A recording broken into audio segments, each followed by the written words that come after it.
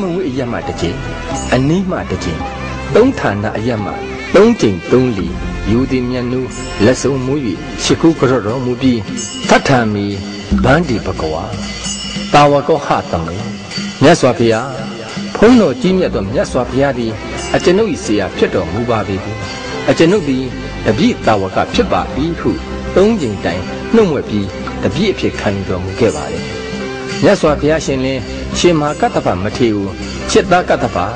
ထိုင်လော့တင်ချစ်သားအားငါဖျားသည်အမွေပေးတော့အဟုမိန့်တော်မူပြီးဗြဟ္မဏဇက်ရှိတဲ့သူဖြစ်တဲ့အတွက်ဇာတိမံကိုပေစီယံအလွတ်ငါချစ်သားကတ္တဗဤသာသနာတော်၌သင်သည်တရင်ကြီးတရင်ငယ်တည်င်းလပုဂ္ဂိုလ်တို့၌ငါအားဟိရိဥတ္တပတရားကိုရှေ့ရှုထင်သည်ဖြစ်လက်တန်းဟုဤသို့ကျင့်ရမည်ထို့နောက်ဘဟုတုတအကြမြင်များသူဖြစ်၍ငါတလူလူမန်တင်းတင်းမန်ကိုပယ်စီယံချစ်သားကတ္တဗဤသာသနာတော်၌သင်သည်ကုသိုလ်နှင့်ဆက်သောတရားအလုံးကိုနာအံထိုတရားအလုံးကိုအယုအတိပြုကာနှလုံးသွင်း၍အလုံးစုံသောစိတ်ဖြင့်ကောင်းစွာဆောင်၍နားစိတ်ခါတရားကိုနာအံခု၍ဤသို့ကျင့်ရမည်ထို့နောက်တဖန်မိမိကိုယ်ကိုချစ်ခင်တွေ့တတ်မှုတဏှာလောဘကိုပယ်တတ်စေရန်အလို့ငါချစ်သားကတ္တဗဤသာသနာတော်၌သင်သည်ဒုက္ခနှင့်တကွဖြစ်သောကာယကတာတတိသည်ငါအားမစွတ်လက်တန်းဟုဤသို့ကျင့်ရမည်ဟု၍သုံးမဩဝါဒသုံးပါးကိုပေးတော်မူပါလေအရှင်မဟာကတ္တဗလည်းယူသည်စွာခံယူတော်မူပါလေ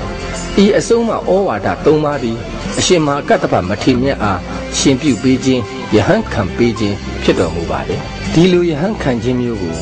ဩဝါဒပရိက္ခဏဥပတမ္မတာလို့ခေါ်တော်မူပြီးသာသနာတော်မှာဒီလိုယဟန်ခံခြင်းမျိုးကိုအရှင်မဟာကတ္တဗမထေရမြတ်တပါးတည်းသာရတော်မူကြောင်းလဲသိရှိမှတ်သားရပါလေမြတ်စွာဘုရားရှင်ဟာပညောင်ပင်ရင်းမှာယဟန်ဖြစ်ပြီးတော်မူပြီးညောင်ပင်ရင်းမှာကြွတော်မူရာ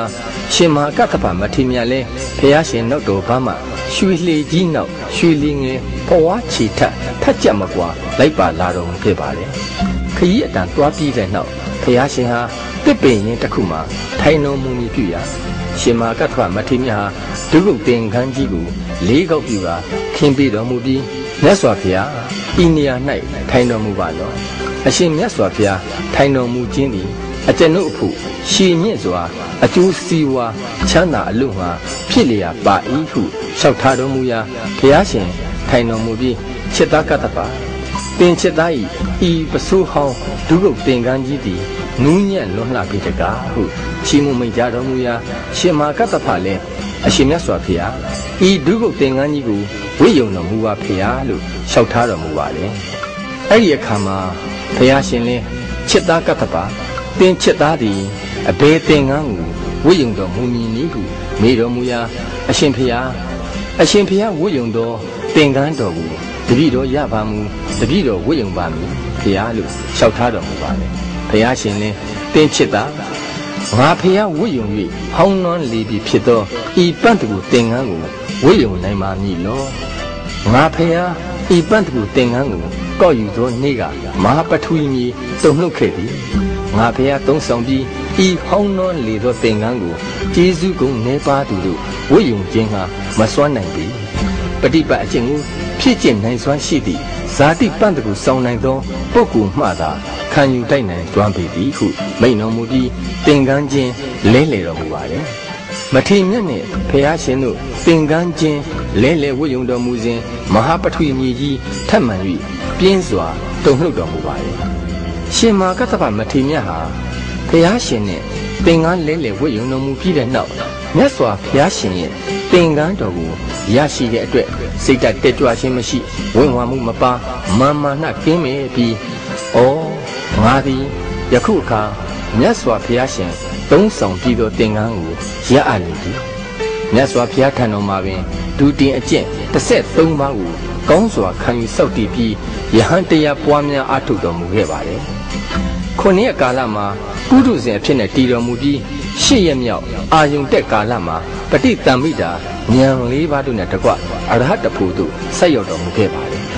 အဲ့ဒီအတွက်ကြောင့်လဲဘုရားရှင်ဟာ ကောင်းမြတ်သောဒုတင်ပရိပတ်အကျင့်မြတ်ကိုကိုယ်တိုင်နဲ့ကျင့်သုံး၍သူတစ်ပါးတို့ကိုလည်းဟောကြားပြသစူဆုံးမှကြသောငါဖျား၏တပိသားယဟန်များတွင်အရှင်မဟာကတ္တပမထေမြတ်သည်သာအမြတ်ဆုံးအသာဆုံးဖြစ်ပေသည်ဆိုပြီးဒုတင်ဧတတက်ဂျာတု၌ထားတော်မူခဲ့ပါလေရှင်မဟာကတ္တပမထေမြတ်ကြီးဟာဘုရားရှင်ရဲ့ချီးမြှောက်ခဲ့မှုများကိုတစိမ့်စိမ့်ပြန်တွေးဆင်ခြင်ရင်း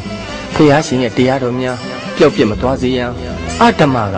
ဓမ္မကိုမဆူမှုစေရန်ဓမ္မသင်္ကာယနာတင်တော်မူရန်စိတ်အကြံစီပွားများနေမိပါလေအဲ့ဒါလို့နေပင်မဟာတက္ကရာ148ခုနှစ်ဝါကောင်လပြည့်ကျော်4ရက်နေ့ကနေတပေါင်းလပြည့်ကျော်5ရက်နေ့အထိ9လတိုင်တိုင်ရာဇကျူပြည်အနီးဝေဘာရတောင်ဝမ်းလှိုင်ကူဝမှာကြီးမြတ်တဲ့မန္တကြီးဆောက်လုပ်တော်မူပြီးရှင်မဟာကတ္တပမထေမြတ်ကအမေအရှင်ဥပါလိမထေမြတ်နဲ့အရှင်အာနန္ဒာတို့ကဝိနည်းဓမ္မတို့ကိုမလွဲမမှားဖြည့်ဆူကြပြီးသာသနာသမိုင်းမှာမကြုံဘူးတဲ့ဂုံတူးဆောင်အပ်တဲ့ပထမဓမ္မသင်္ဃာယနာတင်မှုပါသာသနာသမိုင်းမှာမောကွန်းတရဖြစ်တော်မူပါလေပထမသင်္ဃာယနာတင်သာသနာဒါယကာကတော့အဇာတတမင်းဖြစ်တော်မူပြီးဘုရားရှင်ပြိဋိနိဗ္ဗာန်ပြုတော်မူပြီးတဲ့နောက်အရှင်မဟာကတ္တပမထေမြတ်နဲ့မင်းအဇာတတတို့ဟာဘုရားရှင်ရဲ့သာသနာအတွက်သာသနာပြုခဲ့ကြတဲ့ဆရာတကာများလို့ပြောရမှာဖြစ်ပါတယ်အဲ့ဒီအတွက်ကြောင့်လဲအရှင်မဟာကတ္တပမထေမြတ်အကြောင်းနဲ့အရှင်မဟာကတ္တပပြိဋိနိဗ္ဗာန်ပြုရာလှိုင်ကူတို့အကြောင်းကိုဆက်ကြမယ်ဆိုရင်မင်းအဇာတတကိုမေ့ထားလို့မရနိုင်တဲ့နောက်ခံသမိုင်းကြောင်းတွေကများစွာရှိနေပါတယ်မြတ်စွာဘုရားရှင်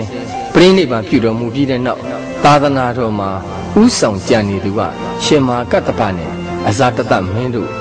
ဆရာတကာနဲ့သာသနာတော်အတွက်လက်တွဲညီညီသာသနာပြုခဲ့ကြတဲ့သူတွေဖြစ်ပါတယ်ဝါတော်အရ90တက်တော်အရ120ရှိလာပြီဖြစ်တဲ့ရှင်မဟာကတ္တပမထေမြတ်ကြီးဟာအာယုသင်္ခါရရက်မကြံတော့သည်ဟုစင်ကြယ်တော်မူပြီးတဲ့နောက်ပြိဋိနိဗ္ဗာန်ဆံဝင်တော်မူရမယ်နေရာဌာနကိုဆက်လက်စင်ကြယ်တော်မူရမှာမိမိယုတ်ကလကိုရှ िख ုပူဇော်လှူဒန်းဆုတောင်းသူများလောကီလောကုတ္တရာနှစ်ဖြာအကျိုးစီးပွားများပြီးမက်ဖို့နိဗ္ဗာန်ဝင်နိုင်ကြစေရန်အကျိုးအတွက်မြန်မာနိုင်ငံချင်းတွင်းမြတ်အနောက်ဖက်ဝေဘူးလဝေဘာရတုံနန္တရတောင်သုံးလုံးအောက်ပြိဋိနိဗ္ဗာန်ပြုမှသာတင့်တော်ပင်ကြီးဟုစင်ကြင်မိပြီးပြိဋိနိဗ္ဗာန်ပြုရန်ကြွတော်မူလာပါလေရှင်မဟာကတ္တပမထေမြတ်ကြီးအာယုသင်္ခါရလွှတ်ရန်စီစဉ်မှုကိုနတ်တရားပြမများတည်တော်မူကြတဲ့အခါမှာအရှင်မဟာကတ္တပမထေမြတ်ပြိဋိနိဗ္ဗာန်ဆံဝင်တော်မူရန်ရွေးချယ်ထားတော်မူတဲ့ဝေဘူးလဝေဘာရတုဏန္တရတောင်သုံးကြားအလဲဘူးအတွင်းမှာအလျာအနံအမြင့်35တောင်ရှိတဲ့မြဖန်းရွှေငွေယရနာများဖြင့်မွမ်းမံထားတော်မူတဲ့မဟာကန္တာကုတီတိုက်တော်ကြီးကိုဖန်ဆင်းတော်မူကြပါလေအလားတူအလျာ16တောင်အနံ8တောင်အမြင့်4တောင်ရှိတဲ့မြတ်တလွန်ညောင်ဆောင်တဲ့25တောင်မြင့်တဲ့ကြီးပြတ်တက်ကိုလည်းဖန်ဆင်းတော်မူထားကြောင်းမှတ်တမ်းများအရာသိရှိရပါ